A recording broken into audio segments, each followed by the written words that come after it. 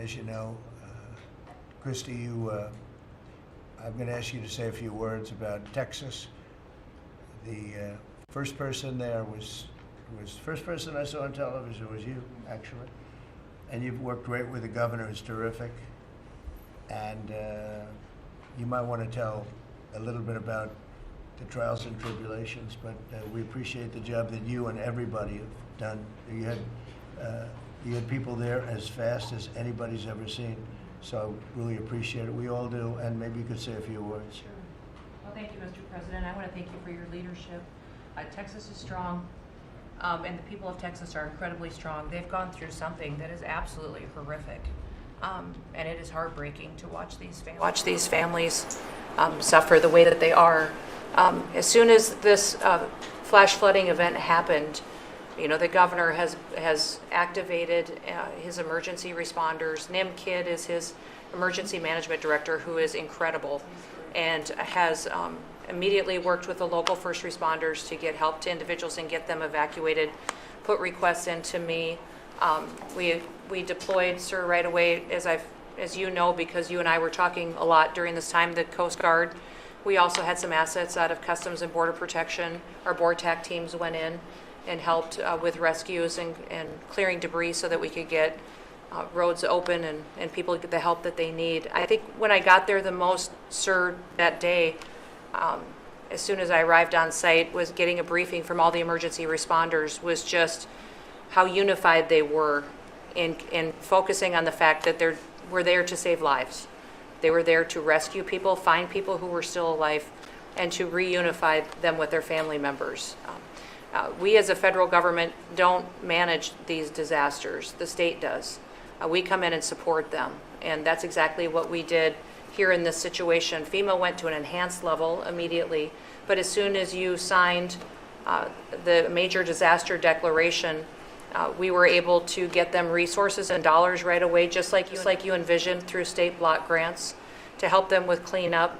And we're still there in presence, and FEMA's been deployed, and we're cutting through the paperwork of the old FEMA, streamlining it much like your vision of how FEMA should operate, and it's been a much better response to help these families get through this terrible situation. We still are looking for people. We're still looking for a lot of little girls and other family members that were camping along that river, and they will continue until they find every single person, and we will continue to help them and assist in that. I was surprised when I got there at the camp that day, right after this happened, the parents that were there, the parents that were looking for their children and picking up their daughter's stuffed animals out of the mud and finding their daughter's shoe that might be laying in the cabin, and just hugging and comforting people matters a lot. I'm extremely grateful for God's hand in that whole situation, because hundreds and hundreds and hundreds of people were saved. And this is a time for all of us in this country to remember that we were created to serve each other. God created us to take care of each other.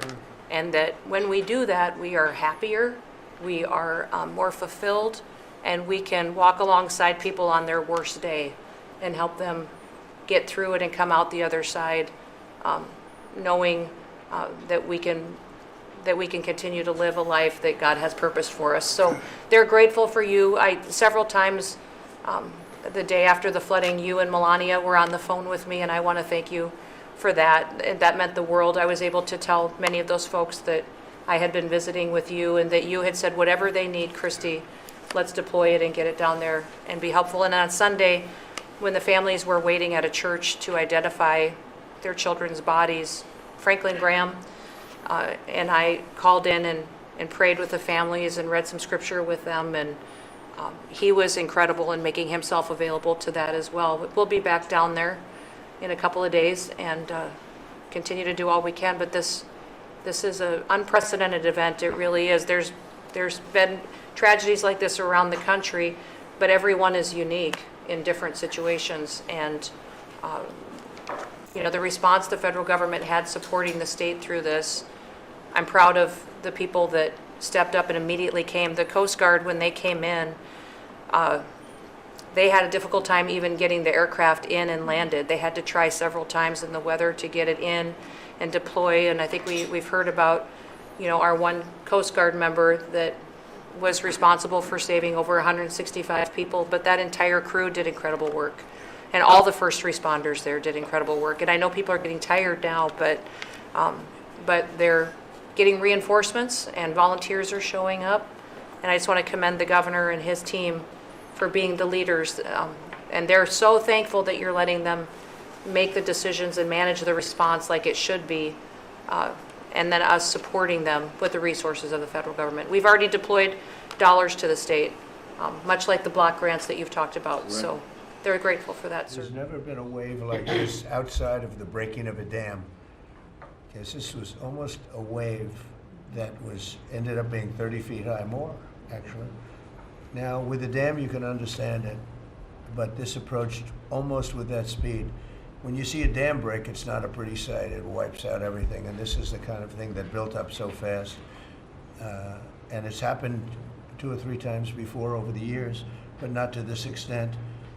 But tell them when you met the father who was picking up the daughter's clothing. And I had walked through so the sad. cabin where all the little girls died, and I had kind of fallen apart in there, but I walked out of the cabin, and a gentleman was standing there, and he said, that man over there needs a hug. And so I walked over to him, and I hugged him, and I said, do you work here? And he said, no, my little girl was in that cabin. And he said, and I just found her best friend about an hour and a half ago. She had passed away. And he just fell apart. And so then we just hugged and talked for probably an hour about that. But then there was the grandpa was there looking for his granddaughter as well. There was a dad there of one of the counselors. The counselor was alive, but she was dealing with the fact that she had hung on to some of these girls and was trying to keep them out of the flood waters and had gotten hit by something and had lost 2 of the girls and wasn't able to hang on to them and was going to live the rest of her life thinking about that moment when she wasn't able to hang on to these girls. But these parents were picking up their kids' belongings out of the mud and throughout the camp and putting them in bags. And then one of the dads said, I knew 50 of these girls here. So I knew that was her dress and my daughter's friend's dress. So he was picking it up and putting it in a bag to return to her parents. And so it was and then the director was there comforting everybody who had lost his father the night before too. And he was still there trying to facilitate all of these parents grieving their children and find them. So the strength of people is incredible. One of the things that I asked there today, that day, was that they all have escorts or counselors when parents come in. So from that point, that when they came into the camp, that they have somebody with them when they're going and looking for their children's belongings or looking for their children. And so very emotional, but also just so tragic. The relationships, and the governor has been obviously very good for years with me, but the relationship with Texas and their first responders and us with our first responders and lots of other people, and we brought in a lot of helicopters from all over, and we had a lot of helicopters. It was actually dangerous, a lot of helicopters up there, but they were real pros, and they were responsible for pulling out a lot of people, and we got them there fast, and Texas had some good ones too.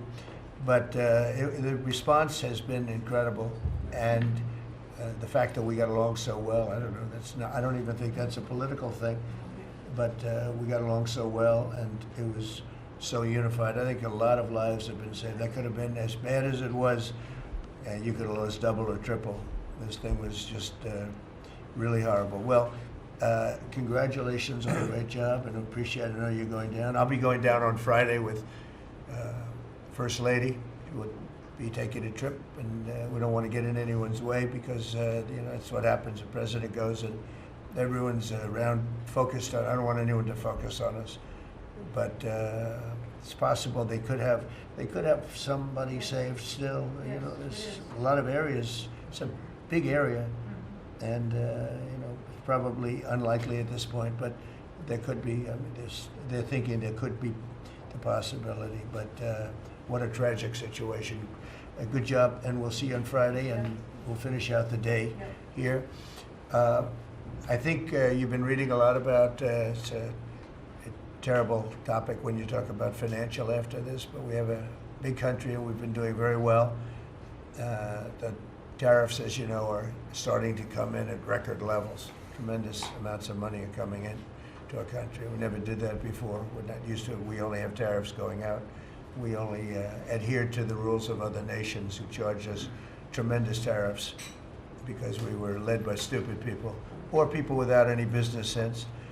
And I'd like to ask Scott, you could maybe talk a little bit about how well we're doing with regard to the money coming in. And the big money will start coming in on August 1st. I think it was made clear today by the letters that were sent out yesterday and today.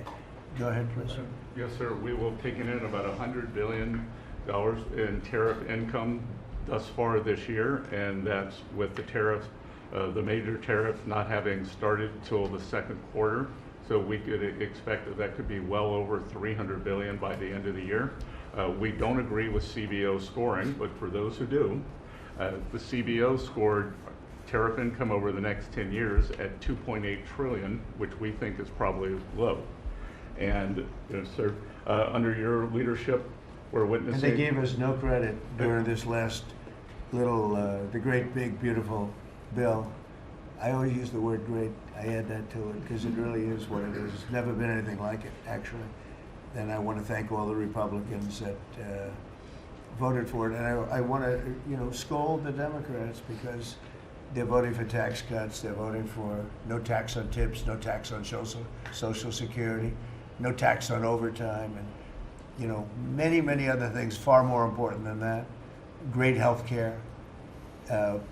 And frankly, every Democrat should lose their election because it was purely political vote. They were told not to vote for it. So think of it, we got 218 to 2, and then with the Senate, we had 50 to 3. Democrats didn't vote at all, not one positive vote, with all of the good things in there. Economic development money, tremendous border money. Now you're loaded up on the border, and I don't think we're going to need so much of it because we had zero come in last month, so I'm not sure how much of it we want to spend. You may think about that. You may actually think about saving a lot of money because the wall's been largely built, and it obviously worked. But you may want to think about that. But so I think it's incredible when I watch the Democrats, and they have standard lines like they had Russia, Russia, Russia. They had the laptop from hell. It all came from Russia. They make things up and they go with it, and they feed it to you people in many cases. And they said, "Here's a line," and I hear the new line is death. Oh, it's death. Everyone's going to die. There's nothing to do with that. In fact, we're saving our country. Death is from allowing 25 million people into our country, of which 3 or 4 are stone cold, hard criminals. 11,888 are murderers, many of them committing more than one murder. That's death, and the Democrats did that. Joe Biden did that by allowing people to come in here just totally unchecked, unvetted, open borders, open borders. The whole world was dumped into our country from prisons, from gangs, from mental institutions. We have many people walking the streets, walking in areas that we don't know anything about, that came out of insane asylums. They released the insane asylum population into our country, and it's amazing the job that you and Tom Homan are doing, by the way, on that. But we have to get them out, and we have no choice. We have to get them out, and we are getting them out. And so, Pete, do you want to tell them about our great military and how well we did with respect to the bombers and the B-2? We had the pilots here 2 days ago, and they were incredible people. Go ahead. Yes, sir. Truly a historic mission. It demonstrated the skill and courage of the United States military. From those B-2 pilots and families that we had a chance to meet, sir, to the fighter pilots, to the refuelers, to the maintainers, to the air defenders who defended the base.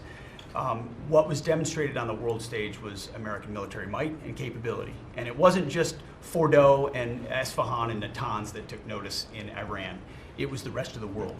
that we have a decisive commander-in-chief willing to use these capabilities, which are the best in the world. As the president pointed out, no one else could have done what America did there on that night, and everyone took notice of that. With the One Big Beautiful Bill, sir, we've got $150 billion additional to invest in Golden Dome and all the other weapons systems and stockpiles and shipbuilding priorities of yours.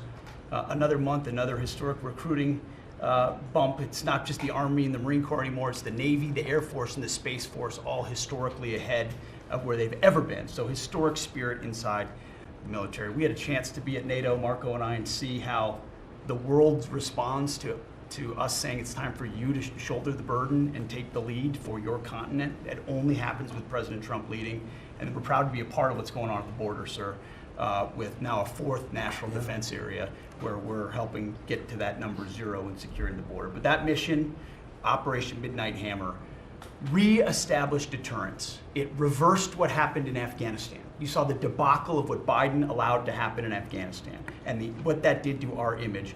President Trump said, with Operation Midnight Hammer, reestablishing American leadership and deterrence, and we're proud to be a part of it, sir. And our so-called enemies were watching. They watched every minute of it. They watched. There was very few people that weren't watching, actually, but they watched every minute. It was a perfect military performance, the likes of which we haven't seen in a long time. I mean, if you compare that to the same country, the hostages from years ago, Jimmy Carter, it was unfortunate for Jimmy Carter. He was a nice man, but with the helicopters going down, the sandstorms, the prisoners, they got captured, then the election and the prisoners and Reagan and all the problems. It was nothing but problems. And that was a failure. And ours was not only the pilots. I mean, those machines flew for 37 straight hours. They didn't stop. They went skedaddle. You know the word skedaddle? It means skedaddle. They dropped the bombs and somebody said, skedaddle. Let's get the hell out of here. And every bomb hit its mark and hit it incredibly. And as you know, the Atomic Energy Commission said it's gone. That place is gone. We had a lot of fake reporting, mostly from CNN, where the scammer writer, a writer for CNN, who should be fired, by the way, she was involved with the 51 fake intelligence agents, if you remember that. She did that story, created a story out of it. She created a story out of the laptop from hell, saying it came from Russia, but it actually came from Hunter Biden's bedroom, or worse. Just a scammer, and she's still at CNN, which is pretty amazing. But we'll ask you a question about her. But they came up with this concept that maybe the attack wasn't that good. Maybe it, and I saw it happen right after the attack. I saw this person on CNN. I like to watch the enemy. You learn from the enemy. And I watch, because you have to know where they're coming from. And I watched her say, Anderson, you know, I'm hearing stories that maybe they didn't hit their target. Maybe it wasn't that good a hit. And they were hearing stories. The next day it was a little more, and the next day a little more. After 3-4 days, she was saying, you know, I don't know. I don't think it was that. Except by that time, everybody knew it was hit perfectly. The evidence is in the planes. The evidence, the pilots are the best evidence. But they actually came out of their plane, because they were here the other day, and they said, it was so sad. We did such a good job. We flew into very dangerous airspace. I'll never forget, we were in the Situation Room, and they said they have entered Iranian airspace, and everyone took a deep breath, because they had more missiles pointed at them, but the equipment is so good, it's stealth, way up in the air, and it was stealth, and they went right through that, and they sort of, by the time they found out they were there, they were already gone. That was the word skedaddle, get the hell out of here. But they were right in the most dangerous airspace in the world, and they took those big, beautiful, very fast, they're unbelievable planes. I mean, they become really beautiful works of art. You know, I always thought they sort of were cool, but now they look better than just cool, don't they, huh? But they dropped the loads, and literally they would hit, if you look at this table, from here to there, they had a half a refrigerator door is the way to best explain it. Take a refrigerator door, average size, cut it in half. That was their target. They hit every single one. Then we had 30 missiles, Tomahawk, shot from submarines 300 miles away. Every one of them hit their target. It was a perfect mission. Then they came back almost 37 hours Every plane worked perfectly. The mechanics were here too. I said, you got to get the mechanics here. We didn't have any problems. If you remember, they had a lot of problems with the helicopters, but they did fly through a dust storm, which they shouldn't have done. Sometimes you say, let's go back and try it on a nicer day. Dust and sand don't work well with helicopters if you know much about helicopters, but that was a horrible embarrassment to us. Then we had Afghanistan, which I think was the most embarrassing moment in the history of our country, and we would have gotten out.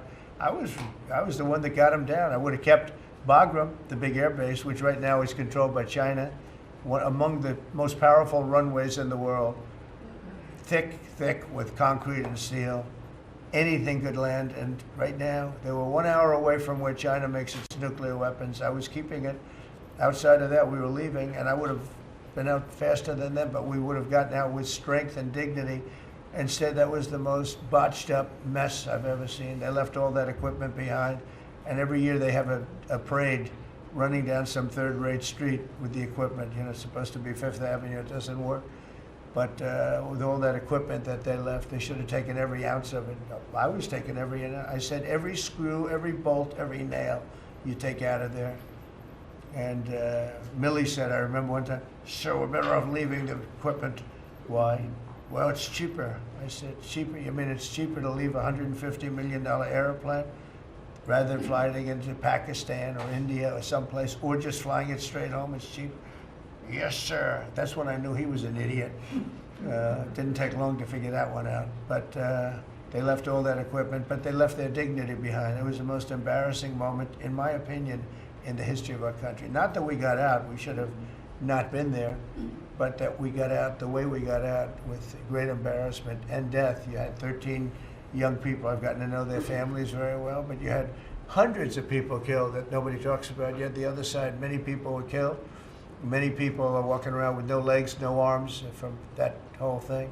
They left from the wrong airport. They should have left from Bagram, because Bagram was a big base with hundreds of miles of fencing and territory around it. Nobody would be able to get near it. And they left. So, we've done a great job, and I think people are really starting to see it. They're starting to appreciate it. Pete's done fantastically. That mission was a work of art. And I have spoken to some of our perceived, I don't know if they're enemies, but they're perceived as being potential enemies. And they essentially said the same thing. Very impressive. There wasn't a thing that we didn't lose an engine. We didn't lose it. They landed and they were cheered. But the sad thing was they were cheered, and one of the pilots said, we were a little concerned because when we got out, we were told that on television they were reporting that we may have missed our targets. Sir, we hit every target. That's what I do for a living. We hit every target. In fact, when the bombs hit, a yellow haze came over the horizon that I've never seen before. It just lit up the whole horizon, brighter than the sun. It was like looking into the sun. He goes, we hit our target, because you know what that was exploding. And but they were a little downbeat because they listened to that fake CNN reporting and the fake New York Times. They worked together to try and say that it wasn't perfect. They couldn't say they missed. All they could say is, maybe it wasn't perfect. And you ought to fire that reporter immediately. You should fire her. Real fake. And so I just want to congratulate those pilots. And a lot of people don't like bringing things like that up. I do. I always like confronting, because otherwise the public doesn't know that you're a bunch of crooked people. But they know, they've learned, and the media has to straighten out their act. The media is down to 17% approval. You got to do a little better than that. It's important for the country that you do better. I think they ought to make a lot of changes. I think changes are going to be made to the media, but it's hard to have a really successful country if you have a corrupt media, and we really have a corrupt media. And nobody really knows why. I mean, why would you want to have open borders and criminals pouring into our country? Why would you want to have men playing in women's sports, transgender for everyone? You'll have to figure that out. But some of you don't. I mean, I'm looking at some people, they love the country, but I look at other people and they can't. But we're really proud of our military. It was, and the people that maybe don't like us or want to play games with us, because I think that Had you not had the situation in Afghanistan, I don't think Putin would have gone in. I think when Putin looked at how stupid and incompetent that operation was, he said, wow, this might be a chance. And we're dealing with him now too. We're not happy with Putin. I'm not happy with Putin. I can tell you that much right now, because he's killing a lot of people. And a lot of them are his soldiers and their soldiers, mostly. And it's now up to 7,000 a week. And I'm not happy with Putin. Okay, any questions? Yes. Yes, sir. You just said that you're not happy with Vladimir Putin. Is there anything that you plan to do to act on that feeling of unhappiness? Well, I wouldn't be telling you. So we want to have a little surprise. You know, one of the things we did attack is that. You asked that question. I didn't mean to be rude, but I'm in a rude because I'm looking at some of these crooked people up here, so I'm rude. But your question was asked very nicely. But one of the things we did is we went over every fact. We wanted to get every fact straight. We wanted to have the distance straight, the number of pilots straight. Everything had to be correct because we want to be. This was a very important mission. If we failed on this mission, it was beyond the war that obviously we had with Iran and Israel, and a lot of hatred, a lot of years and years of hatred, centuries of hatred. People have never seen anything like it. So we wanted to be correct with all our facts. So what I was doing is just asking. It would be great if the media would be correct with their facts. That's all we ask for. So go ahead. So finish it up. Oh yes. Just returning back to Russia. If there's anything that you would signal about your displeasure with them. Well, look. I'm very unhappy. There's no reason for this. It's turned out to be tougher, but it's only tougher. And I will say the Ukrainians were brave, but we gave them the best equipment ever made. We gave them the anti-tank busters that knocked out tanks. I mean, you just aim them in the direction of the tank and the tank is gone. We gave them missiles, the latest and the greatest. They were able to shoot down a lot of things that would have normally wiped out. Probably would have been a very quick war. It would have been a war that lasted 3-4 days, but they had the benefit of unbelievable equipment. And Europe gave them too. We gave them far more because Biden shouldn't have done that. He should have equalized. We should have given them the same, or we should have given actually less than Europe. It affects Europe much more than us, but we're in there for over $300 billion. Europe's in there for over $100 billion, but still, Europe gave a lot. And I will say this, the Ukrainians, whether you think it's unfair that we gave all that money or not, they were very brave because somebody had to operate that stuff. And a lot of people I know wouldn't be operating it. They wouldn't have the courage to do it. So they fought very bravely. But we gave them the best equipment in the world. We make the best military equipment by far. There's nobody close. You look at other equipment from other countries, it's not even close. That's why everybody wants to buy our equipment. And that's why we're going to step up these contractors now that make it, and they're brilliant, but they make it too slowly. And we have to step them up, Pete, and let them make it at a much higher rate. Unfortunately, we have to do that. But if you look at our Patriots, if you look at our Tomahawks, if you look at our, what we do with tanks is, you wouldn't want to be driving a tank. You would feel nice and secure, but they are javelins, they're called. And I gave them the javelins. Remember they said Trump gave the javelins and Obama gave them sheets, right? They called Obama at that time. Barack Hussein Obama, if you haven't heard, did a terrible job. But that was a war that should have never happened, and a lot of people are dying, and it should end. And I don't know, we get a lot of bullshit thrown at us by Putin. For you want to know the truth. He's very nice all the time, but it turns out to be meaningless. Do you want to say something? Lindsey Graham has a sanctions bill on Russia. Do you want him to move ahead with that? I'm looking at it, yeah. No. Senate is passing and passed a very, very tough sanctions bill. Yeah, I'm looking at it. Can you sign that? It's an optional bill. It's totally at my option. They passed it totally at my option and to terminate totally at my option. And I'm looking at it very strongly. Yesterday you said Go ahead, please. The Council of Economic Advisors released a new report saying that imported goods have actually decreased in price from December I know, it's not through a- March. Well, my question is, the Fed chairman, tariffs. well, the Fed chairman, tariffs are going to cause price increases. Are we Are the talking- prices just not Chairman passed of the through Fed? yet? Yes, exactly. Well, Are the you prices, do a better job than him. are the prices just not passed through yet? No, I think what's happening is everything's evening out. You know, when we charge, see, what people don't understand, the other countries have been charged, almost every country charges us tariffs. We had deficits with everybody for years, for decades. And we were like this big monolith that made bad deals with everybody. We rebuilt South Korea and we stayed there. It's okay, we rebuilt it and we stayed there. And they pay us very little for the military. I got them to pay billions of dollars, and Biden then canceled it when he came in. I said to South Korea, as an example, we give you free military, essentially, very little. And I think you should pay us $10 billion a year. And they went crazy. But they agreed to 3. So I got 3 with a phone call. And I was satisfied. I said, but next year we have to talk. And then we had a rigged election, and we never got to talk. And you know what Biden did? They probably went to him and they said, listen, Trump treated us terribly and we shouldn't be paying anything, and he cut it down to nothing. So that's what happens. It's ridiculous. That's the other thing. We're talking to countries about contributing to the military, not only just paying more in NATO, but contributing. We have 45,000 soldiers in South Korea. We have 45,000 soldiers in Germany, 52,000 actually. And that's a huge economic development for them. That's tremendous amount. That's like having a city. It's tremendous money for them, and it's a tremendous loss for us. So we're talking, in a very nice way, we're talking to them about it. It's very unfair. We supply the militaries to many very successful countries. I mean, South Korea is making a lot of money, and they're very good.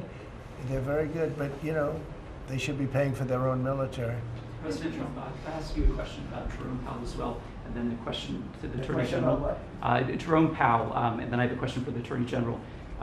Jerome Powell, who you've been pressuring to lower interest rates, he's facing accusations of lying to Congress, which is a potential crime about the opulent. He should resign. We should get somebody in there that's going to lower interest rates. Do you want congressional Why don't Republicans you to go look for into his that? resignation? Do you want congressional Republicans to investigate and It's pursue okay and with punish? me. I think he's terrible. I think, look, we're paying, I call him Too Late. T-O-O, Too Late, like Too Tall Jones for the Dallas Cowboys, right? Too late. He's always late. But he wasn't late with Biden before the election. He was cutting him like crazy. It didn't help too much, did it? But he was cutting him like crazy before the election with Kamala. And Biden, he was trying to get them in, I guess. I don't know. He was recommended by somebody that worked for me. I like you better. If I could ask the Attorney General a question too, President. Sure. Your memo and release yesterday on Jeffrey Epstein, it left some lingering mysteries. One of the biggest ones is whether he ever worked for a American or foreign intelligence agency. The former Labor Secretary, who was Miami U.S. Attorney Alex Acosta, he allegedly said that he did work for an intelligence agency. So could you resolve whether or not he did? And also, could you say why there was a minute missing from the jailhouse tape on the night of the stabbing? Yeah, sure. If Hey, I Pam, could, could I just interrupt for Sure. 1 second? Are you still talking about Jeffrey Epstein? This guy's been talked about for years. You're asking, we have Texas, we have this, we have all of the things. And are people still talking about this guy, this creep? That is unbelievable. Do you want to waste the time, and do you feel like answering? I don't mind answering. I mean, I can't believe you're asking a question on Epstein at a time like this, where we're having some of the greatest success and also tragedy with what happened in Texas. It just seems like a desecration, but you go ahead.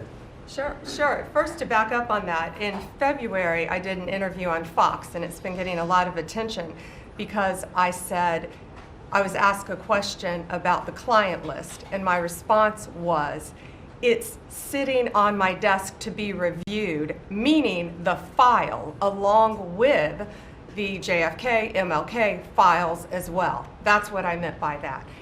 Also, to the tens of thousands of video, they turned out to be child porn downloaded by that disgusting Jeffrey Epstein. Child porn is what they were. Never going to be released, never going to see the light of day. To him being an agent, I have no knowledge about that. We can get back to you on that. And the minute missing from the video, we released the video showing definitively the video was not conclusive, but the evidence prior to it was showing he committed suicide. And what was on that, there was a minute that was off the counter.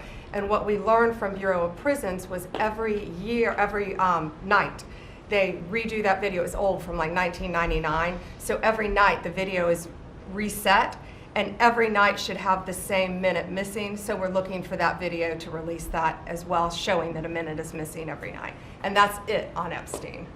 Mr. President, on the tariffs again, on August 1st, you've said is the deadline. What incentives do countries have to negotiate? It seems that deadline keeps moving. It was April 2nd, now it's... We didn't move, no. It's always been August 1st, that's when we're paying.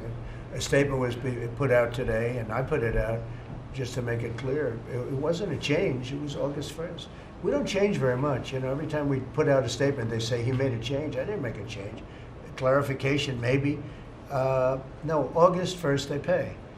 And everybody pays, everybody has to pay. And the incentive is that they have the right to deal in the United States. If they don't want to, they don't have to pay, and they don't have to deal here.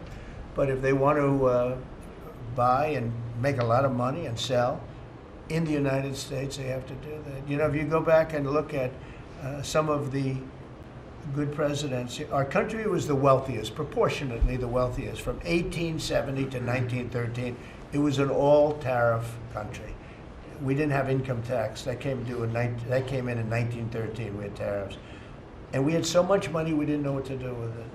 We had, we had a couple of presidents that were very, very strong.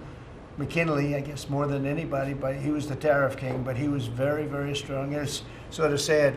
He made a fortune for this country, became very rich, and then Teddy Roosevelt went out and vice president, and he spent the money. And they said Roosevelt was a great president. And let's say he was a great president, but the money was paid by McKinley with tariffs. Tariffs are charged by other countries at levels that are ridiculous. And you know, I call those other countries, and every one of them is willing to give us everything now, by the way, just so you know. Sir, we'll charge you no tariffs, nothing. We'll give you everything. We'll give you access to our markets. We'll give you everything. Is that a correct statement, Scott? Yes, sir. Howard, would you say that's a correct statement? Exactly correct. It's like they just don't, because they're very spoiled, because for years they ripped us off and we didn't have a president that understood it, or Secretary of Treasury or Secretary of a lot of different secretaries are involved, but certainly Commerce Secretary was, you know, not doing their job. I don't know about Kelly, she's small business. We'll keep it that way, okay? Her small business is bigger than almost all big businesses when you add it all up. But no, they are very respectful of our country. But the incentive is that they have the right to do business with us. Without that, they don't have the right to do business. And that would be okay too. And will there be a flurry of deals? Will we hear, in the next 24 hours, will we hear a flurry of deals? Yeah, we have a lot of them going out. But the deals are mostly my deal to them. We're picking a number that's low. We don't want to hurt them. And fair. We're picking a number that's lower than, in most cases, lower than what they charged us. But it's amazing when you've paid all this money for years and they get one president that's a little bit different and a little tougher on this subject, and they're willing to drop everything they've been charging us for years and years. I mean, we have countries going, we will have you don't have to pay any tariff to come in and do business. They're giving us total access to their countries. They gave us no access to the country. They say, well, you cannot go into our country. Okay, good. Now it's, we will give you total access and you don't have to pay any tariffs. But please don't charge us tariffs. And we don't like that deal. So the letters I send out are, we have made some deals. We can make a lot more deals. It's just too time consuming. It just makes it more complicated. And we can do things over the years too. You know, we're not hard line. But it's about time the United States of America started collecting money from countries that were ripping us off and laughing behind our back at how stupid we were. Okay? Thank you. Mr. President, on the tariff issue, So you've talked about India coming, but then a couple days ago you issued a new tariff threat to members of the BRICS countries for Yeah. if they aligned with anti-American policies. 10% charge. That would be India, Brazil, That's Russia, right, they have South to pay Africa. 10% if they're in BRICS. Because Right. BRICS was set up to hurt us. BRICS was set up to degenerate our dollar and take our dollar as the standard, take it off as the standard. And that's okay if they want to play that game, but I can play that game too. So anybody that's in BRICS is getting a 10% charge. Is that immediate, sir, or is Yeah, that pretty soon. if they engage in some behavior? Well, if they're a member of BRICS, they're going to have to pay 10% tariff, just for that one thing, and they won't be a member long. I thought BRICS was, I said this about a year ago, and it largely broke up. But, there are a couple that hang around, but I thought it largely broke up. BRICS is not, in my opinion, not a serious threat. But what they're trying to do is destroy the dollar so that another country can take over and be the standard. And we're not going to lose the standard at any time. If you have a smart president, you will never lose the standard. If you have a stupid president like the last one, you would lose the standard. You wouldn't have the dollar as you. And if we lost the world standard dollar, that would be like losing a war, a major world war. We would not be the same country any longer. We're not going to let that happen. The dollar, you ever hear the expression, dollar is king? The dollar is king. We're going to keep it that way, okay? And I'm just saying, if people want to challenge it, they can, but they're going to have to pay a big price. And I don't think any of them are willing to pay that price. But I guess the question is, does that Regular jeopardize? schools? Thank you, Mr. President. Are you optimistic about reaching the tariff deal with the European Union soon? Well, the European Union has been speaking to us, Ursula and the whole group, and they've been very nice. They treated us very badly until recently. Now they're treating us very nicely. It's like a different world, actually. They've treated us very badly. They were among the toughest to deal with. Actually, in many respects, they were much worse than China. Look at what they do to our companies. They sue Apple, they sue Google. 17 billion they got from Apple on a lawsuit that they didn't have a case. They have, judges that are European Union judges, and they ruled. They take so much money away from our country in terms of that, in terms of other things that they do. They're very tough, but now they're being very nice to us, and we'll see what happens. We're probably 2 days off from sending them a letter. We are talking to them. I just want you to know, a letter means a deal. A lot of people said, we got 200 countries. We can't meet with 200 countries. We have a few trusted people that know what they're doing, that are doing a good job, but you can't do it. You have to do it in a more general way, but it's a very good way. It's a better way. It's a more powerful way. And we sent them a letter. You read the letter. I think it was well crafted. And mostly it's just a little number in there. You'll pay 25%, 35%. We have some at 60, 70. Those are ones with massive, where we have massive trade deficits because they've treated us very badly. But I would say in every case, I'm treating them better than they treated us over the years. Don't you agree with that? I do. I could have done much. I could have been much harsher. I don't want to do that. We want to have relationships, but in every case, they treated us far worse than I'm treating them. I'm treating them very good. I could go higher with the tariffs, but I don't want to hurt them. That's why when you just read it, you come up with the number. It's so incredible that prices are actually going down. Just so you know, when I got in, everyone said, eggs are going through the roof. That was the first. I was in for about 4 days, and they started screaming at me about eggs. They said, that's Biden's problem. I didn't know about eggs. But eggs went up about 5 times. You did a fantastic job. And we ended up shortly getting, in fact, for Easter, they said, go out and buy plastic eggs. You can't use real eggs.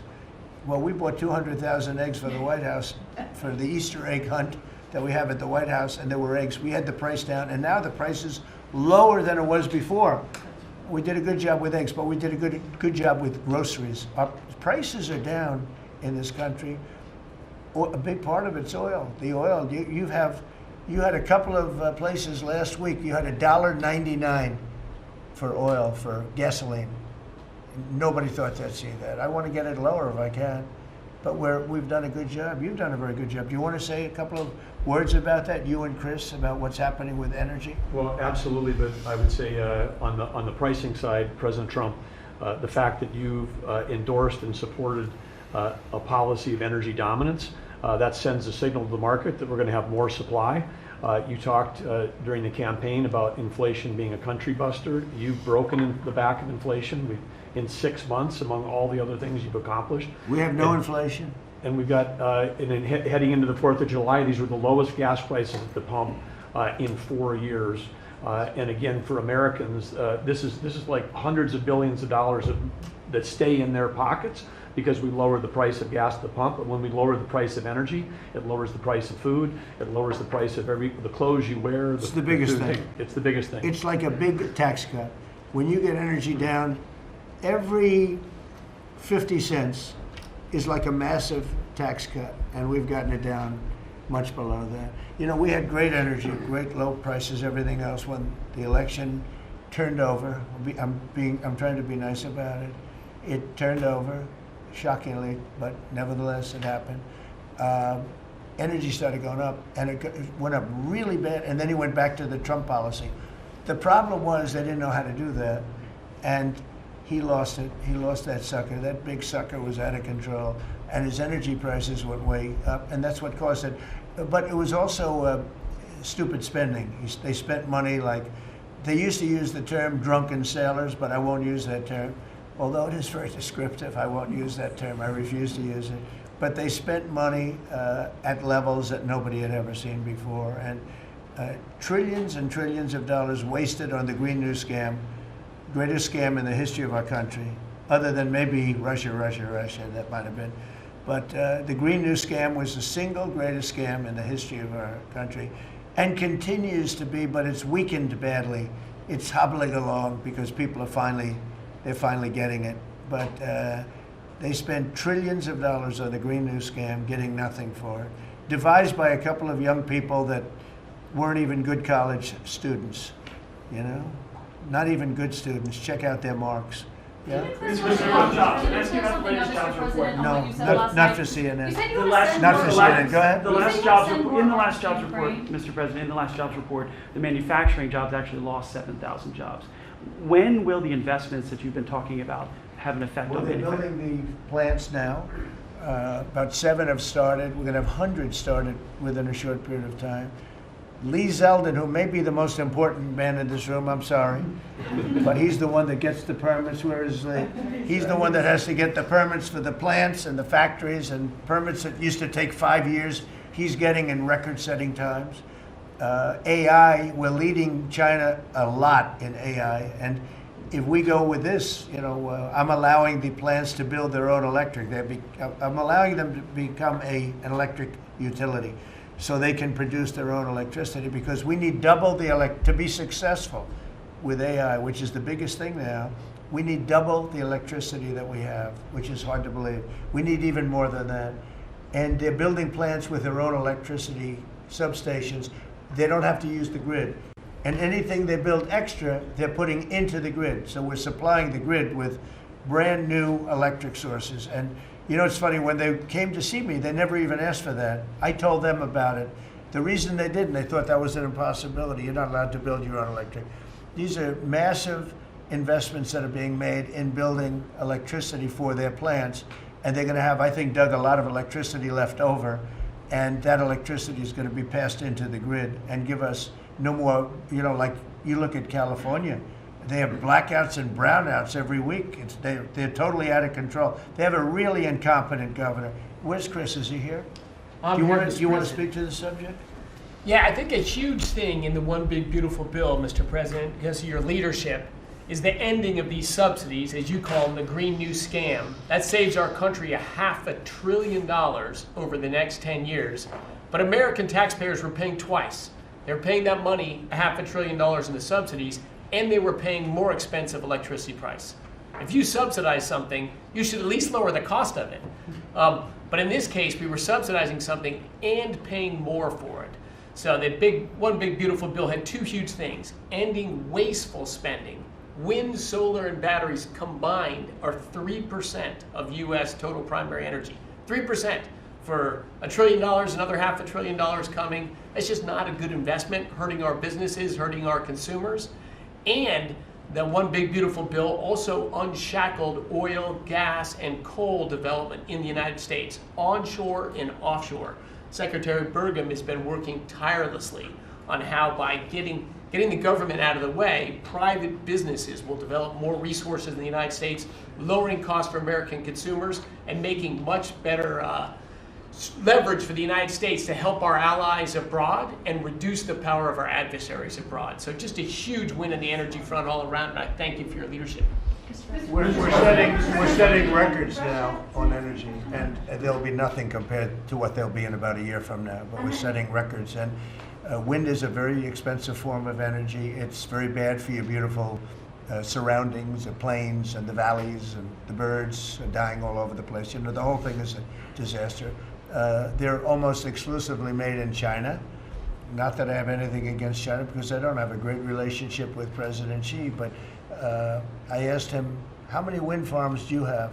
He makes them, but they don't have a lot of wind farms, I'll tell you, very, very few. And wind is tremendously expensive and is very ugly. And if you own a house that's inside of a windmill, your house is worth less than half. And you hear noises. And interestingly, in New England, you probably read, where for 50 years they had 2 wells washed up, 50 years. And last summer, they had 14 washed up. Now, I'm not saying that's the wind farm that was built, but maybe it is, right? Probably is.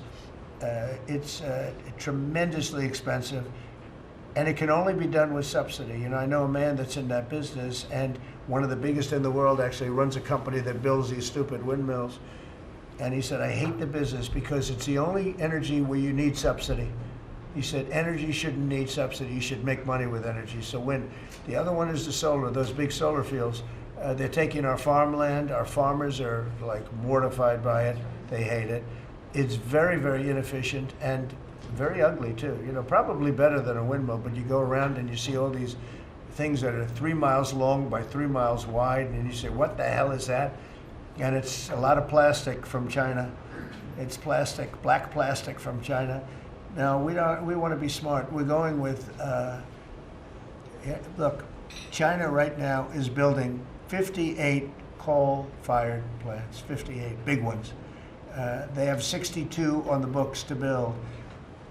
We've reintroduced clean, beautiful coal, because you know you can do a lot with coal now. Clean, beautiful coal, and natural gas, and all of the other things that we have. But we don't want wind, and we don't want solar, because they're a blight on our country. They hurt our country very badly, and smart countries don't use it.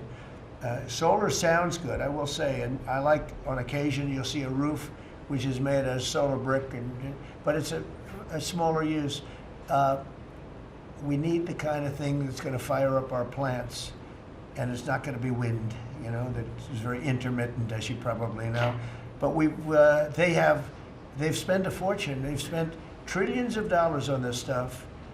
And I'll just give you one other story. A friend of mine is a very successful guy. He went back to see his mother in Minnesota, hadn't seen her in a long time, and he wasn't back for 10 years, which isn't a nice story. I mean, you don't see your mother for 10 years. She's got some difficulties, which I know the guy, he does have some difficulties. He's very successful, but probably not the nicest person. It was actually longer than 10 years, but he went back and he told me he wanted to go and look at the valley. There's a valley in Minnesota that he thought was so beautiful. And I hadn't seen it in a long time. He's driving along the road, he said, oh my, I'll use the word gosh, oh my gosh. He said, oh, he said it looked like a junkyard. You had 159 windmills, they were all over the place. Some were old, some were newer, different companies, different shapes, different sizes, different colors. Many of them were terminated meaning closed. You can't take them down because the environmentalists don't let you bury the blades because they're made out of a fiber they say is bad for the earth. So they want you to put them up, but they don't let you take them down. But many of them were turned off. He said it looked like a junkyard. Go to Palm Springs, California, and take a look at that pile of junk. You go into a wealthy neighborhood. Before you get there, you have to ride through hundreds of windmills that are, most of them are turned off. They're rotting, they're rusting, they're 30 years old, 20 years old. And they have a very short life. You know, those windmills have a very short life, especially the ones that are in the nice salty Atlantic Ocean and Pacific Ocean, where the salt just gets under that steel and decimates it. No, it's a horrible, horrible thing for our country. And I speak out. It would be nice to say wind, because it sounds so good, doesn't it, Doug? Wind, wind. But it's not. It's these ugly machines, and they're all made. You got to see. Some are a little taller, a little shorter. They're made by different companies. They have different stocks. They have different blades. They have different everything. It is so horrible. And if you look at smart countries, they don't use it. Smart countries don't use it. And we're now a smart country. We're not we're a brilliant country. We're not smart. We're brilliant now. We're going to be a brilliant country. We have to be, because we have to catch up for some really stupid people that did a bad job. Yes, Brian? Yes, Mr. President, I've got a quick comment, some feedback as a native Texan, someone that I grew up bringing my kids to a camp very near the affected camp now. Thank you on behalf of Texas. I've gotten hundreds of messages that want to thank. If you're in the cabinet room, you can tell the president and his team on behalf of Texans, thank you so much for the quick response and the loving, the hugs. I saw that you gave. Two quick questions. I saw a Palestinian senator. His name is Schumer. He's a great Palestinian. No, he's a Palestinian. He's become a Palestinian. He's abandoned the Jews. But I saw him say, it's Trump's fault. Yeah, that's right. It's Trump's fault. He was actually, do you ever see John Lovitz, The Liar? Where he goes, yeah, I went to Harvard. That's right. This was Schumer. He goes, yeah, it's Trump's fault. That's right, it's Trump. I actually saw that stupid guy try and blame it on me, and I said, man, that's a tough one to take. But his career is limited, because I hear AOC is going to beat him, and she's no bargain either, by the way. Go ahead. Well, I'm just saying that's an example of an America First team effort to get this country back. So that's what America First looks like for the viewers watching us at home. My two questions. Looks like we have a rogue judge, an Obama-backed rogue judge that is attempting to block the funding to Planned Parenthood, which the big, beautiful bill cuts off the funding to Planned Parenthood. Any plans to challenge that? Absolutely. Yes, we're on it. We're on it. And I texted, I believe, I talked to yesterday Secretary Lutnick and Secretary Besson. I reached out to you to let you know that we were on it in the big, beautiful bill. Wonderful. And then my I let her handle that question. You notice? I said, go ahead, handle that question. Toss it to her. Then my second question was Secretary Rollins. You did an amazing press conference today in front of the Department of Agriculture. You talked about the Farm Act and the need to get China out of our country, owning farmland. For the viewers at home that might have missed that, can you recap what that means to national security to make sure we can grow our own food? Well, thank you, Brian. Sir, if you don't mind. Yes, this morning Secretary Hegseth, Secretary Noem, and Attorney General Bondi and I had a press conference at the USDA. I just happened to have a chart in case it came up, but obviously the Chinese owning of farmland in our country is a massive national security issue. And for the media, you can see the yellow is where all of the farms have been purchased over the last number of years. And the red is around all of the military bases where that farmland has been purchased. So this is a massive national security issue. The press conference this morning included 3 of our greatest governors as well, Sarah Sanders from Arkansas, Jim Pillen from Nebraska, and Bill Lee from Tennessee. The states have begun taking a leadership role to ban the purchasing of China farmland. Obviously, Congress needs to step up and catch up, and we're going to be working alongside of them as well. We have some of our members, great members of Congress there, but it is time, and I think that this morning was symbolic of many things. The first of this administration working every day to effectuate President Trump's leadership and unequivocal support of America First. But second, just how close we are as a cabinet. I don't know in any other administration that you'd have 4 cabinet members at the USDA on a Tuesday morning when it's about 110 degrees outside with the sun beating down on us talking about Sir, Your Vision. So I think it was a great day. It was just the start. There's an executive order coming and some other things coming behind that. But protecting America's farms isn't just about protecting our farmers. It's also about national security. So that's what we discussed this morning. I think we have had a really good relationship with China lately, and We're getting along with them very well. They've been very fair on our trade deal, honestly. And I hope we're going to have a great relationship. It's a big, strong, powerful country. We're more powerful than they are. We have much better military equipment than they do. But we are getting along with them very well. I'm getting along with President Xi very well. We speak often. And with all of that being said, and I understand what you're saying, but I think we're getting along with China very well. Mr. President, you have sent more weapons to Ukraine, as you said last night. Last week, the Pentagon paused some shipments of weapons to Ukraine. Did you approve of that pause? We want to put defensive. Putin is not. He's not treating human beings right. He's killing too many people. So we're sending some defensive weapons to Ukraine, and I've approved that. So who ordered the pause last week? I don't know. Why don't you tell me? I think that's a question for the Pentagon. Go ahead. Mr. Yeah. President, on immigration, the Secretary, the Agriculture Secretary, did say this morning that undocumented workers would not be covered by any amnesty of who are working on farms. You had said maybe that the ISA folks won't go after those folks on farms. So which is it? There's no amnesty. What we're doing is we're getting rid of criminals, but we are doing a work program. Do you want to explain that, please? Yeah, this morning we talked about, of course, this was a top of mind question. This morning we talked about protecting the farmers and the farmland, but obviously this president's vision of no amnesty, mass deportation continues, but in a strategic way, and then ensuring that our farmers have the labor that they need. Secretary Chavez-DeRimmer has been a leader on this. Obviously this comes out of the Labor Department, but moving toward automation, ensuring that our farmers have that workforce, and moving toward an American workforce. So all of the above. We've got to give the farmers the people they need, but we're not talking amnesty. Lori, do you want to say something about that? Thank you, Mr. President. On this, thank you, Secretary Rollins, how important this is never to displace the American worker. What the Department of Labor is doing is focusing on what the law entails now, being more modernized, more streamlining, to work through the H programs. We're going to have a concierge approach to that, where we have developed a new office to answer the need of our farmers and ranchers and producers, and not to displace the American worker, and follow within the law now. And that does not include an amnesty program at all. And that working, and we'll continue to have that roll out. On the other topics that we somewhat talked about, the jobs numbers, Mr. President, 4 months in a row, we've seen those jobs numbers increase. That's an exciting time for our manufacturers. That was asked earlier. We know it's going to take some time, but through that deregulation process that Lee and I are working on as well, the Department of Labor has rolled out 63 new deregulations that we're going to be moving through. In the first Trump administration, it was successful with over 30. We've just rolled out 63 new ones in order to double down on those manufacturing companies, to let them know that we have signaled through this process that we will assist them in getting the workforce that they need.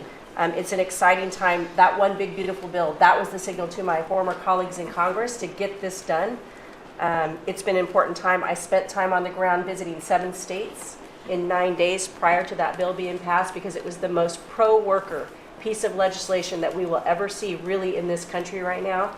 No tax on tips, no tax on overtime, no tax on Social Security. That matters to the American worker, because we don't want to take their money and give it back. We want them to keep more of their hard-earned dollars in their pockets currently, and that's what they're excited about. And as I move forward with those tariff talks, I heard a company, orthopedic company in Indiana, say to me, for the first time since you have taken office, Mr. President, their increase in their bottom line by 8% since these tariff talks have happened. Not one company has said the president is not doing a good job. These tariff talks are working. They're feeling it on the ground. The media has told a false story, because what's happening on the ground is positive, and that's what we're seeing in these jobs numbers. So I really, through the Department of Labor, to come in behind all the secretaries and build this workforce is going to be key to the American worker. So thank you for what everybody did this last week. The One Big Beautiful Bill is a doubling down of this, and we're going to see these workers start to grow. And that apprenticeship program is going to be working. We'll have that 1 million apprentices across the country. We, as you know, we're building plants all over the country now, which you weren't building any plants 4 years ago. You weren't building anything. But those plants, when they open up, it's going to be, you'll see numbers like you haven't seen ever. I don't think in history you'll never see numbers like see in the very near future. Many of them are building the plants Some are just starting right now. You know, it's a brand new administration. But, and they wouldn't be here except for two things: November 5th, the election, and the tariffs. And frankly, I guess the election was more important because of the tariffs. I mean, another person wouldn't have done this. But they're coming in because of the tariffs. They have to, they're not going to pay 25, 30, 40, 50%, 70, and 100%. And we'll be announcing something very soon on pharmaceuticals. We're going to give people about a year and a half to come in, and after that, they're going to be tariffed if they have to bring the pharmaceuticals into the country, the drugs and other things into the country. They're going to be tariffed at a very, very high rate, like 200%. We'll give them a certain period of time to get their act together. But they were all here now. They all left. They went to other places because we allowed, people that sat in this room allowed it to happen. And I don't allow it to happen. The people in this room don't allow it to happen. So we're going to be announcing pharmaceuticals, chips, and various couple of other things, you know, big ones. We did steel, as you know, they're 50%. We did aluminum, 50%. Lumber just came out. Mention that's copper. And we did cars. And now, today we're doing copper. Copper and lumber. What would that tariff be on? The section tariff? I believe the tariff on copper, we're going to make it 50%. 50%. Any breakthroughs in See, I'm glad he Gaza? didn't question it. Just Any sort of said, I sort of thought, what would that be? That was a quick one. I didn't have much time, but he agreed with me. That's why he's Howard. Any breakthroughs on Gaza with the Prime Minister, and there's reports that you're meeting with Netanyahu again tonight. Is that accurate? Yeah, he's going to come over. We're talking about Gaza, mostly Gaza right now. It's he's been very unfairly treated. I think what they've done to him in Israel is very unfair, having to do with this trial. I think, you know, he's a wartime prime minister, had an unbelievable outcome, and I think he's been treated very unfairly. But he's coming over later. We're going to be talking about, I would say, almost exclusively Gaza. We got to get that solved. Gaza is a tragic. It's a tragedy. It's a tragedy. And he wants to get it solved, and I want to get it solved, and I think the other side wants to get it solved. Steve, could you talk on that, please? We're in proximity talks now, and we had 4 issues, and now we're down to 1 after 2 days of proximity talks. So we are hopeful that by the end of this week, we will have an agreement that will bring us into a 60-day ceasefire. 10 live hostages will be released. 9 deceased will be released. We're meeting at the President's direction with all the hostage families to let them know. And we think that this will lead to a lasting peace in Gaza. And you're doing a good job. It's a tough one. It's a tough one. A lot of hate, you know. It's called long-term hate. But we think we're going to have it solved pretty soon, hopefully with a real solution, a solution that's going to be holding up. And can I follow up? This is, I think, the first cabinet meeting since Elon Musk has not been a special government employee, not here anymore. He's now saying he's going to create a third political party. Are you worried about the impact that could have? No, I think it'll help us. It'll probably help. Third parties have always been good for me. I don't know about Republicans, but for me. Are you second guessing any of the cuts that Doge made since you No, described him as off the rails? look, we cut hundreds of billions of dollars with Doge. We could have done it differently. I would have done it differently a little bit, maybe, but it was something that we saved a lot of money. You can always second guess. I guess some of the people in this room maybe would have done it slightly differently, and some would have done it exactly the way it was done. But it was dramatic, and it was important, and we found a lot of things like billions of dollars given to people for environmental protection, where they had $100 in the account, like in Atlanta, Stacy. And then you had another one with 20 billion here, and 20 billion here, and 2 billion here, and 15 billion. And Lee, you might want to mention just a couple of those things. We really got because of Doge. At the Trump EPA, the One Big Beautiful Bill was filled with many big beautiful wins for the taxpayer. It delivered a sledgehammer to the Green New scam. Billions of dollars rescinded. So it's a big deal for the American taxpayer who sees money go through pass-throughs that are filled with self-dealing and conflicts of interest. They see unqualified recipients.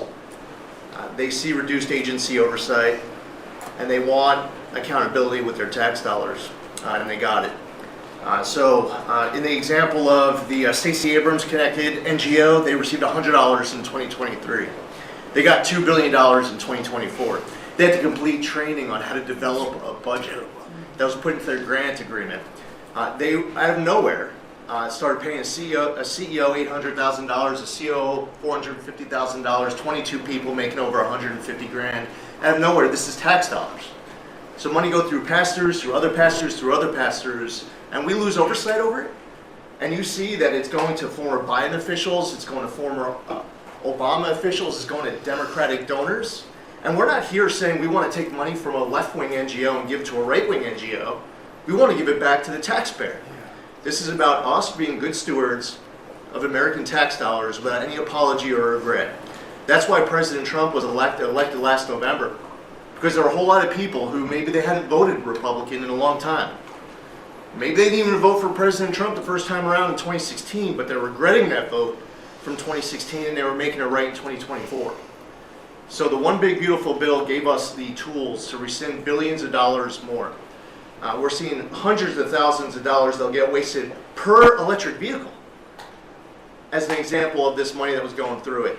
They gave $50 million to a group called Climate Justice Alliance. They say that climate justice runs through a free Palestine. The Biden EPA gave $50 million to a group that says that climate justice runs through a free Palestine. We say that if you're going to spend $1 in the name of remediating an environmental issue, then spend $1 on remediating an environmental issue. We say that we can protect the environment and grow the economy. We want to help grow more baseload power in this country. So why is it that it took this long for this team to get assembled, to be able to fix the mess that we inherited?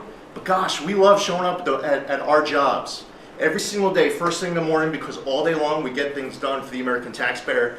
And Congress did its part last week by passing One Big Beautiful Bill to deliver this accountability and to cut off the Green New Scam. So maybe it's a bad day for Stacey Abrams. Maybe it's a bad day for all those well-connected Democrats getting paid off. But you know what? God bless America. Because at the end of the day, President Trump is here, J.D. Vance is here, and the greatest cabinet ever assembled to deliver that much-needed and highly demanded accountability. Mr. President, on Ukraine. That was a very good.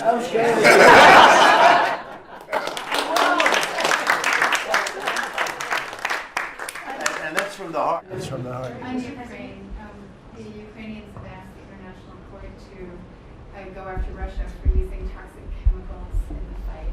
Germany and Germany and the Netherlands have had intelligence saying that.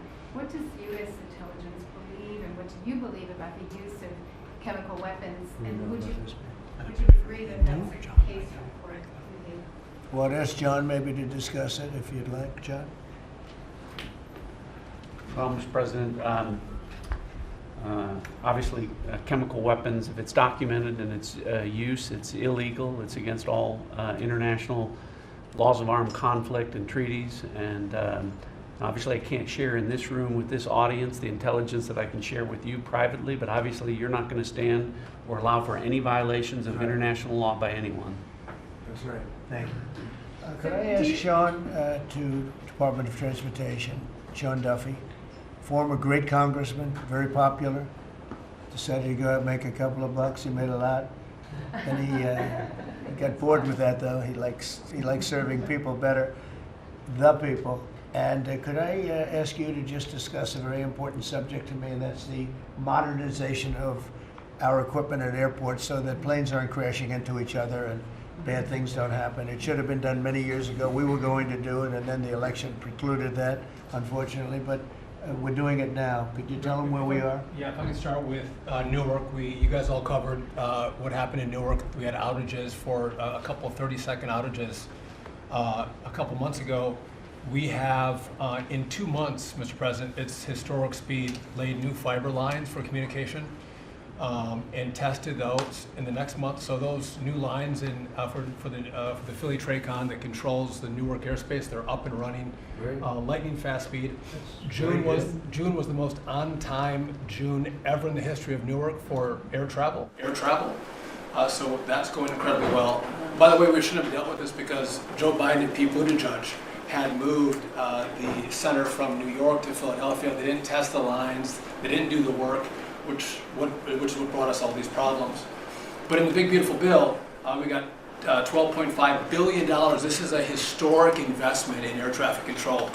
And so what the money is going to allow us to do is move from copper to fiber all over the country. So new copper lines. We think we can do that in 1.5 to 2 years. We have radar that dates back to the 1950s, some of it from the 60s and 70s. We get brand new radar across the country as well. We have some infrastructure money to build TRACONs and centers, the en route centers that control the traffic across the country. So this is a massive new start to rebuild air traffic control. And again, this is dilapidated. Americans think that their government takes care of them and makes the investments that are necessary to make the country work. And for 30, 40 years, the investments were made. And so under your leadership and direction, we are making those investments. And per your direction, right now we are interviewing what we could call a general contractor or an integrator. One company to manage. It's a massive project. The FAA is not qualified to manage this kind of a project. So we are now going through the process of finding who that one company will be to manage the whole project. We'll interview those companies together and make that selection. So we'll write one big beautiful check to one beautiful company that'll be responsible for this whole build. But if I could just make one last point, this is not enough money. We're going to need more. But this is a massive new start. The biggest investment. We'll need some more money on top of it, but a great start from the big beautiful. It's a starter. It was very important to us. And just to cover that, there have been accidents, and my pilots, I would often hear them say, "Oh, good," and they would use a different system, a different country to land in New York. They'd use the radar and other things from a different country. I said, "What's that?" He said, "Oh, our system is so bad." And I knew that would start.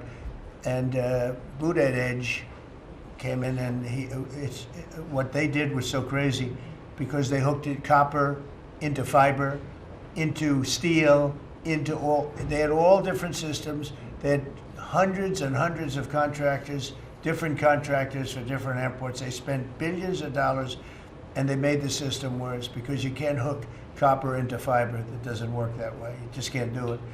It's not doable, but they tried to do it.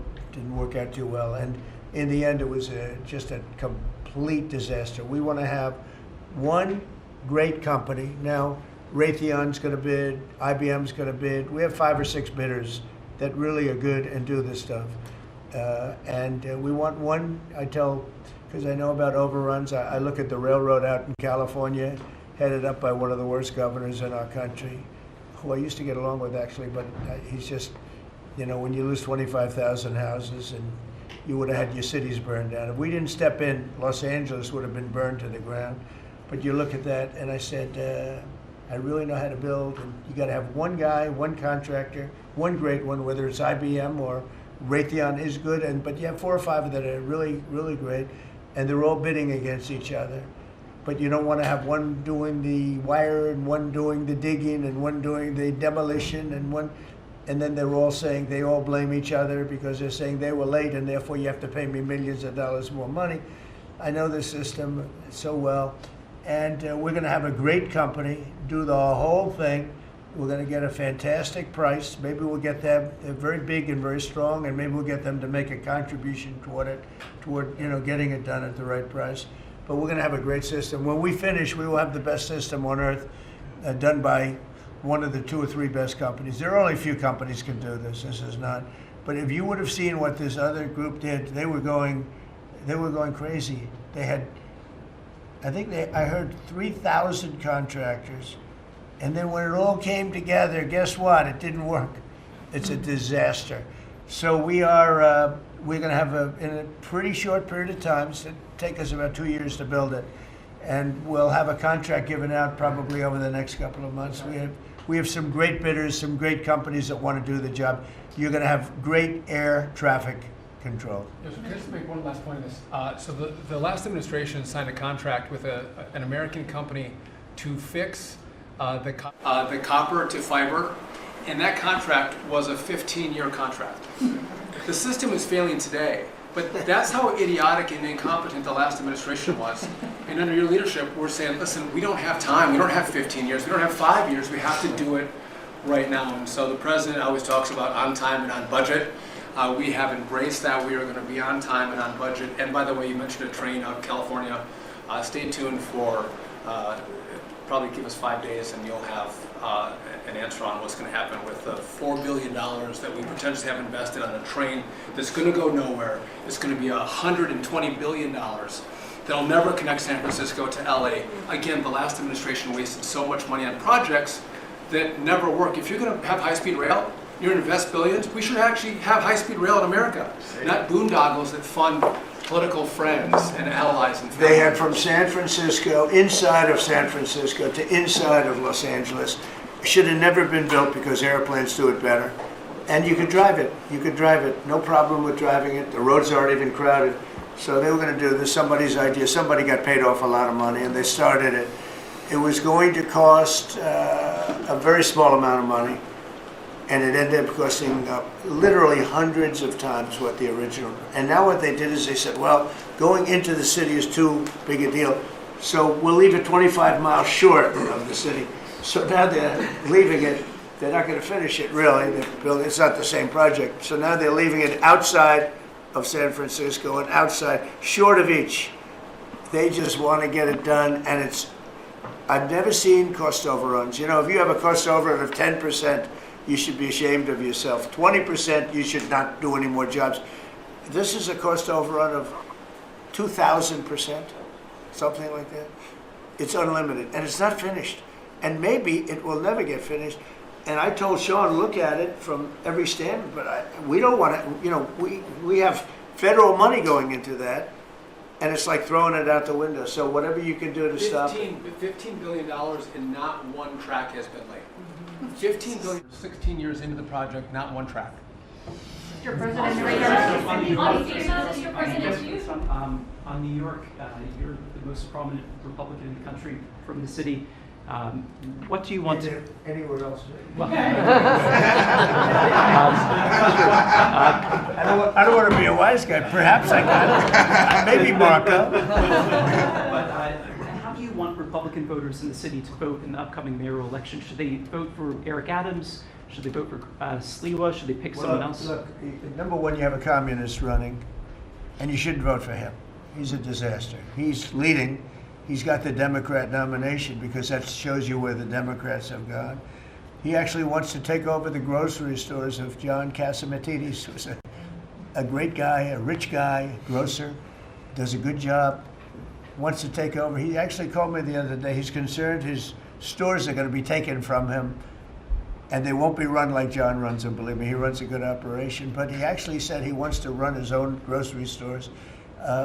No, this is a man who's not very capable, in my opinion, other than he's got a good line of bullshit, and he's convinced them to go with him. Now, as you know, Cuomo, who does have capability, is running, but he got knocked out, and now they're running as, you have Eric Adams, the current mayor, you have Cuomo, and you have Curtis Sliwa. And Curtis runs every 4 years. He seems to be a fixture on the running scale.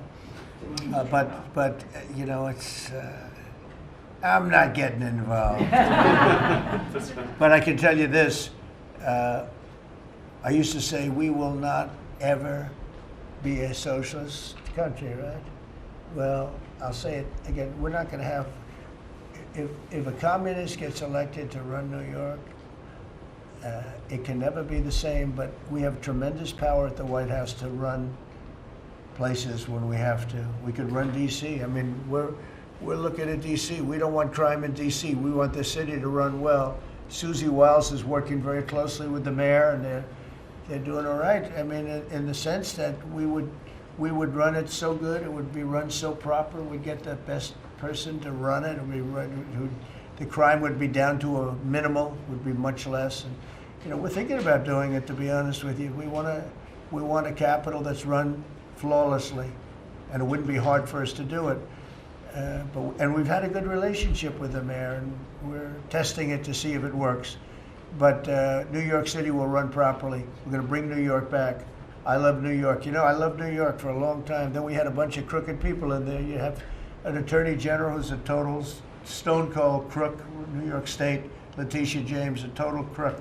All they do is want to go after political opponents. They do what's ever expeditious for them. She's the one that took out Cuomo because she wanted to run for governor, and then she ended up getting 1% of the vote. She polled at 1%. She dropped out, went back to Attorney General. You have a lot of crooked things going on in New York. We're going to straighten out New York. Maybe we're going to have to straighten it out from Washington. But when I see a communist who has actually gotten a Democrat, pretty much gotten a Democrat nomination, they also went to that new form of voting, which is a beauty. You go in there in third place, you come out in first. That's that form of voting that they have gone to. You know what I'm talking about. It's not too good. We're going to do something for New York. I can't tell you what yet, but we're going to make New York great again also. We're going to make it great again with the country. What we've done in this country in the last 6 months, nobody has ever seen it. And I told the story, the King of Saudi Arabia, I was over there. They gave us $5.1 trillion between Saudi Arabia and UAE, Qatar. 3 stops, $5.1 trillion coming into our country as an investment, biggest investment ever made. And it's all going to good stuff. I mean, all real big, good stuff. Energy projects, big, big things. But they all 3 told me essentially the same thing.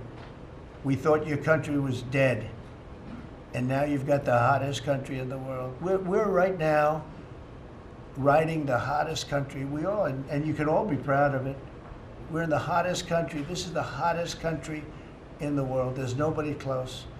Made hotter by some great pilots and great machines that nobody else has. Those great, big, beautiful machines, they rode those machines right into the toughest territory, and nobody knew what the hell happened.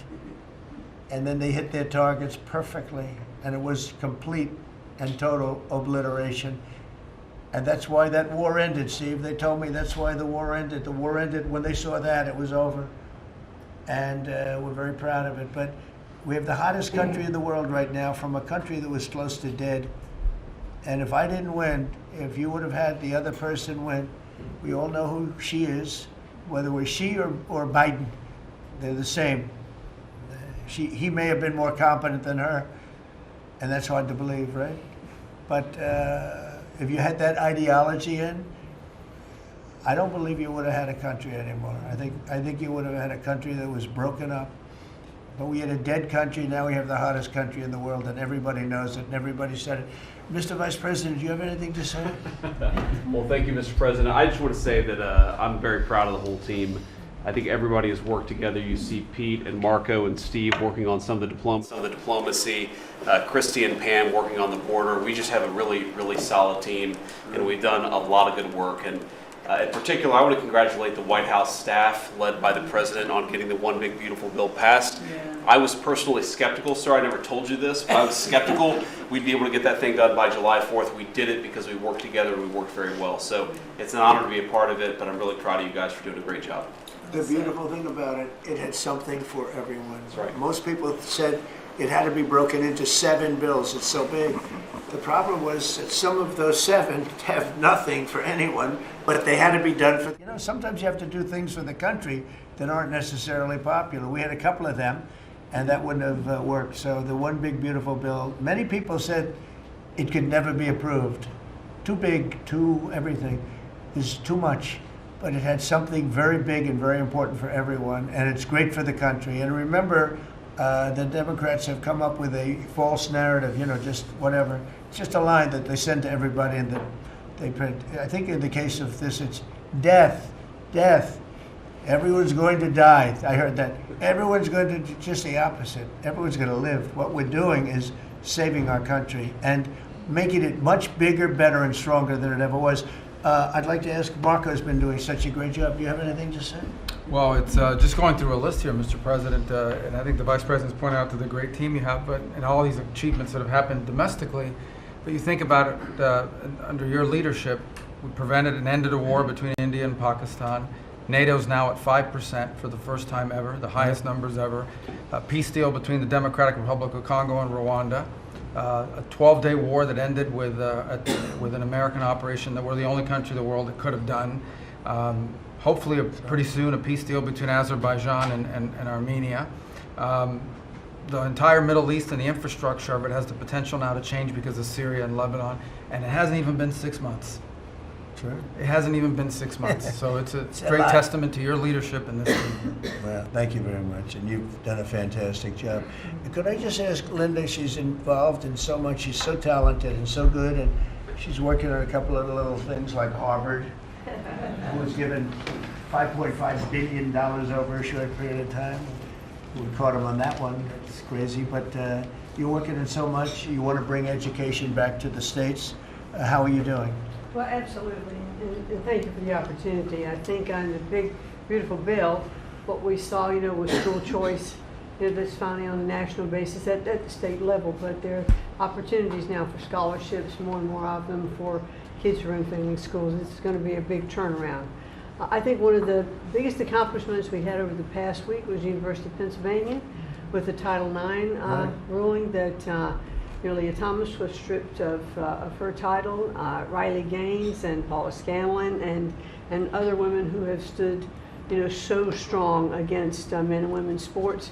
And when you put out the executive order, that just solidified it and gave them the opportunity. So those are a couple of really, really big wins, and thank you for that opportunity. And how are you doing with Columbia and Harvard? We're negotiating hard. I think we're getting close to having that happen. It's not wrapped up as fast as I wanted to, but we're getting there. Okay, good. And you've done a fantastic job. Thank you very much. It's been a good team. Yep, The team you have a great team. around this table, a lot of people who help with that. That's right. Thank you very much. Maybe just in closing, we spent a lot of time, effort, very little money on this room. This is called the Cabinet Room. It's been here for a long time. And it had some pictures that were not many of them and not very good ones. And I actually spent time in the vaults. The vaults are where we have a lot of great pictures and artwork. And I picked it all myself. I'm very proud of it. That's Andrew Jackson, great Andrew Jackson. That's a gentleman named, and we call him President Polk. He was sort of a real estate guy. He was, people don't realize he was he was a one-termer, but he was a very good president. And I'm not sure I should be doing this, he actually gave us the state of California. He was the one.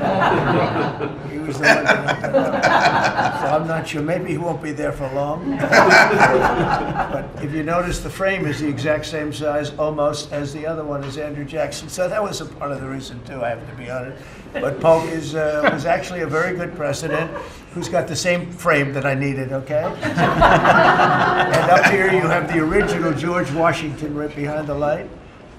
And then you have Dwight Eisenhower, who was a very underrated president. He built the interstate system, and he was the toughest president, I guess, until we came along. But I don't mind giving up that crown, because I don't want to be too tough on it, but we want to be humane. But he was the toughest president on immigration. He was very strong at the borders, very, very strong. And sometimes you can be too strong. He was strong at the borders, and during a certain period of time, they were so strong that almost every farmer in California went bankrupt. We have to remember that. We have to work together, and we have to remember that. But he was a very good president, and a very good general, and a very good president, and I thought he deserved a position somewhere on this floor. And then you have, this is very exciting to me, he was not a Republican, to put it mildly, but he was, he was a four-termer. He was Franklin Delano Roosevelt. And if you notice, there were a lot of ramps outside. We have ramp, people say it's an unusual place for a ramp. It was because of him. He was wheelchair bound, but he was an amazing man. It's an amazing portrait, and we used to have him in the room, a different portrait, and it was a terrible portrait. It was almost like it was done by a child. And I used to say, I can't believe that he would have approved of that portrait of himself. And I was in the vaults and looking at things. I said, what's that? And we have some great curators here. We have 6 curators at the White House. They have 2 for paintings, they have them for furniture, they have them for different things. I guess cost is no object. Okay, cost is, maybe I'd have 1, but that's all right. But we have 6, and they're very talented, though. And he said, that's a picture of FDR. I said, really? Let me see it. They took off the wrappings, very well preserved. And I said, that's the picture they've been looking for years. That was the picture of Franklin Delano Roosevelt. And I said, oh, wow. And likewise, that fit, see frame-wise, it just doesn't work. It doesn't work if you have, I want to be nice, but it doesn't work if you have a big frame, a little frame, but it's like perfection. I'm a perfectionist. The mirror was down in the vaults also. I said, where is this from? And it's a very old, very storied mirror, beautiful. We put that up. And then over there is Honest Abe Lincoln. And that picture was in his bedroom. And we thought that this would be a very important place because this is where wars are ended. I'm not going to say wars are declared. I'm going to say wars are ended, okay? We'll be positive. And that's the picture of Abe Lincoln from his bedroom, sat in the bedroom for many, many years. That was his favorite picture of himself. And the Lincoln bedroom's very famous. You remember when Bill Clinton had it and he rented it out to people. Okay? We don't do that. But it's an incredible room. And we took that picture from his bedroom. That's Abe Lincoln. And then over here you have John Adams, and it's they were the first occupants of the White House, 1800. And John Quincy Adams, Mrs. Adams, they were the first occupants. So we have them looking at each other, and in between their stare is Abraham Lincoln trying to make peace. And that picture was in a room that I have that was not important, like the cabinet. I gave it up. I said, I have to give it up because that's one of the greatest pictures of the White House. The White House is tremendous art. And the Oval Office, when we're there, we'll go over that. That's really been something. Then we got the drapes, so we got the whole thing. We got new drapes. We got new, wasn't a big expense, very, very small. And we took some of the chinaware and silverware and trophy-ware, they call it, from the vaults, and we had it cleaned up. Hadn't been shined up in 100 years. Some of this has sat in the vaults for over 100 years. Amazing. Over 100 years. Many of the pictures that were put up in the Oval Office as an example, those two as an example. So he was president. They moved in 1800, and he won the election, I believe, in November of 1800, John Quincy Adams. And we thought that would be, he was considered to be a good president, and he was the first occupant of the White House, so it sort of made sense. And I love the frame of those pictures. Look at those frames, you know? I'm a frame person. Sometimes I like frames more than I like the pictures. And we have the flags of the Marines, and Space Force now has its own flag. I'm very proud of Space Force, but the Army, Navy, Air Force, Marines, Space Force, the whole thing. And Coast Guard is right there. We never forget the Coast Guard. They do a great job. So we have the flags throughout the office. And it's really become quite a beautiful place. I don't want to tell this, Marco pointed it out. I was going to leave the clock. So as president, you have the power. If I go into the State Department or Department of Commerce or Treasury, if I see anything that I like, I'm allowed to take it. Do you believe this? So I'm in Marco's, I see this gorgeous clock, grandfather clock, and there it is. I said, Marco. He didn't know about it. I had to read him the rule and regulation. I said, Marco, I love this clock. Look at it. It's beautiful. He said, what clock? I said, the clock that's in the other room is incredible, and nobody gets to see it there. Marco, I tried to talk him into it first, and it sort of worked, and then I had to use a little more. I said, I'd love to take that clock out and put it in the cabinet room. He said, no, are you serious? I said, Marco, I have the right to do it, Marco. And he said, all right, what the hell? So that's his contribution to the cabinet room. But it's, by the way, it's an incredible clock. And, you know, it's an important room. So you may see it again. Maybe we'll move it back sometime. Anyway, so that's pretty much it. But it really is great. Here we put on, you know, these lamps have been very important, actually. Whether people love them or not, but if you see pictures like Pearl Harbor and Tora Tora Tora, you see movies about the White House and where wars are being discussed. Oftentimes they'll show those lamps or something like those lamps, something that looks like them, probably not the reals, because I don't think they were allowed to. This is a very important room. This is a sacred room. and I don't think they made movies from here. You never know what they do. But they were missing medallions. See the medallions on top? They had a chain going into the ceiling. And I said, you can't do that. You have to have a medallion. They said, what's a medallion? I said, I'll show you. And we got some beautiful medallions, and you see them. They were put up there. It makes the lamps look better. So we did these changes, and when you think of it, the cost was almost nothing. We also painted the room a nice color, beige color, and it's been really something. The only question is, will I gold leaf the corners? You could maybe tell me my cabinet could take a vote. You see the top line moldings, and the only question is, do you gold leaf it? Because you can't paint it. If you paint it, it won't look good because they've never found a paint that looks like gold. You see that in the Oval Office. They've tried for years and years. Somebody could become very wealthy, but they've never found a paint that looks like gold. So painting it is easy, but it won't look right. And the question is whether or not we should gold leaf it. Linda, do you have an opinion? I gold leaf it. You like it the way? No, I gold leaf it. You'd gold leaf it? Yeah. Who would gold leaf it? Could I raise you? How about, would you gold leaf it? I was going to ask about McKinley, one of their favorite presidents. Well, McKinley was a great president who never got credit. In fact, they changed the name of Mount McKinley, and I changed it back because he should have been. The people of Ohio he was the governor of Ohio. The people of Ohio were very happy when I did that, I heard. They were very insulted. They took the name of Mount McKinley off. That was done by Obama a little while ago, and I had to change it back. I changed it back. He actually was a great president. He was a president, he was the tariff, the most, I guess, since me. I think I'm going to outdo him, but he was a tariff president. He believed that other countries should pay for the privilege of coming into our country and taking our jobs and taking our treasure.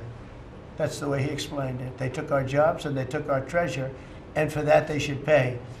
And he made them pay, and he built a tremendous fortune. In fact, in 1887, they had the Great Tariff Committee was set up in 1887 because our country had so much money, we didn't know what to do with it. And they set up a committee of, as they called them, elites, a term that we have to change because I think a lot of the people that are elites aren't elite. I think the people that aren't elite are elite, so we're going to have to maybe switch that around somehow. But they had a committee that was set up to spend the money because it was such a large amount of money at that time. It was nobody had seen anything like it, and it all came in from tariffs, and people didn't pay tax. There was no income tax system. I told you that came back in 1913. That came back and lived well for a while, and then you had the Great Depression, and then later they tried to bring back tariffs, but the whole thing was. This was after the Depression. That was one of the great misconceptions is people like to say, oh, but it was during the, but no, the country had a Great Depression, and then after the Depression, long after it started, they brought back tariffs to see if they could save it, but it took them really 25 years. When you say about 25 years to get out of the Great Depression, a lot of people don't understand that. But I thought it would be interesting for you to get a little view of this room. This is a very important room, very powerful room, great room. And we've done similar, but even beyond this, in the Oval Office. We brought back pictures of some of the great presidents. Many of them were in the vaults for over 100 years. Originals all, beautiful, beautiful things. And rather than sitting in a vault downstairs for 128 years, I thought we should display that, and we did that, I think, in a really good way. We've gotten very high marks, but it's interesting. People walk into that room and they look around the room. They don't even want to talk to me. They could look at it for hours. It's funny, when people come into the Oval Office, it's such an incredible, it's a sacred place. When people come into the Oval from the biggest people in the world, presidents, prime ministers, kings, queens, one case at least, queens, and the biggest business people in the world, they walk into that office and they always say, there's no place like this in the whole world in terms of the power. And I mean, it's beautiful and all, but there are other beautiful offices. You have businessmen that have offices that are, full floors of office buildings, floor to ceiling glass, and they walk in there and they say, There's no place like this anywhere in the world. There's no place. And, you know, it's what it represents maybe more than the physicality of the room itself.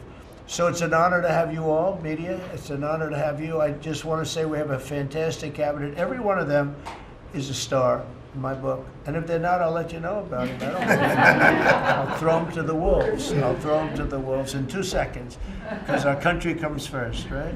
But I just want to thank you all for being here. It's been a lot of fun. Thank you very much, everybody. Thank you. Thank you, press, everybody. Thank you, press. Thank you, press. Thank you, press. Thank you, press.